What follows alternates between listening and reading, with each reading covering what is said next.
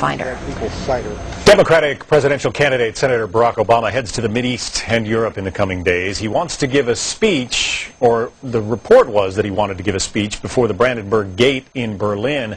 That gate has stood as an iconic symbol of freedom and change since President Reagan spoke there in 1987, calling for Mikhail Gorbachev, the former Soviet leader, to tear down this wall.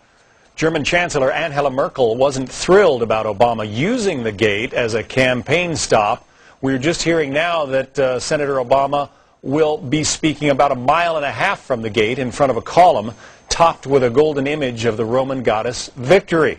So why would the Chancellor suggest he change the location, and what does the initial choice say about the gate and about him?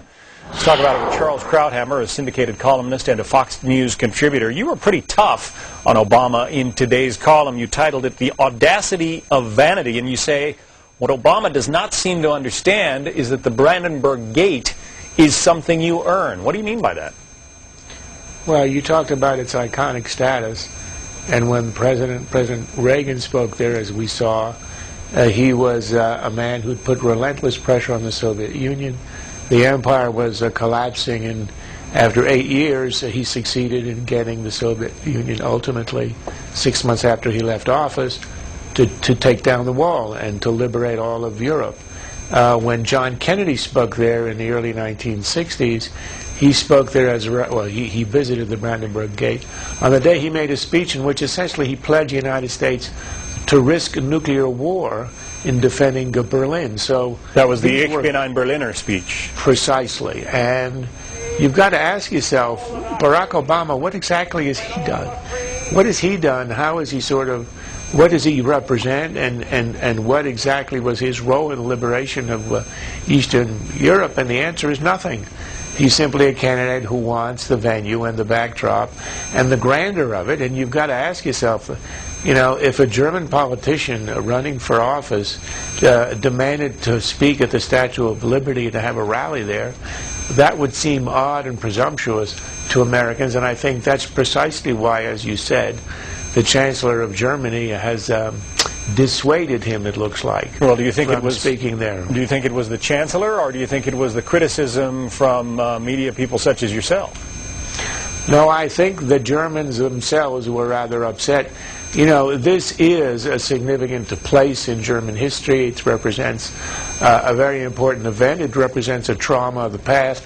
And for a politician to use it as a prop, I think, is in some way disrespectful, and it shows a little bit of grandiosity on his part. Dick Morris suggested earlier in the week that the polls are tied, essentially, between John McCain and Barack Obama because people are starting to see more of him, and the more they see of him, the less they like. Do you agree? I think in a sense that's true, in the sense that, you know, he came out of nowhere and he was dazzling. If you remember the reaction to him earlier this year, this newcomer with a kind of a Kennedy-esque elegance and eloquence and ease. You know, you had the young students fainting in the audience. He had this kind of lofty speech, transcendent speech. Well, you know, after 6 months, that kind of act is hard to sustain, and people are looking at him and asking, who is he really? What exactly has he done? What exactly is he going to do? And as he becomes more human and more real, obviously he's got a lot of flaws, among which I would say is the vanity I spoke about earlier. Well, what do you think? So he becomes less attractive. What do you think comes out of this big trip he's about to make? Well, I think he has to be very careful about what he does in the Middle East. That's a tricky area. You've got to know all the code language. He's had some trouble with the code language before when he spoke about a united Jerusalem. He didn't quite understand what he was promising. So he's got to be careful there. In Europe, I think it's going to be a triumph. The Europeans like him. He is Kennedy-esque.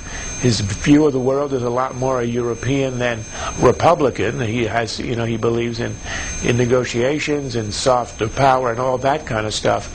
So I think he's a natural. And of course, he's not Bush. There's a lot of anti-Bush sentiment in Europe, as there obviously is in America, but more in Europe. And as an alternative, and as a man who might succeed him, I think he'll get a tremendous reception. The Audacity of Vanity was the column today. Charles Krauthammer, the author. I'm sure you can pick it up on the web if not in your local paper. Charles, thanks.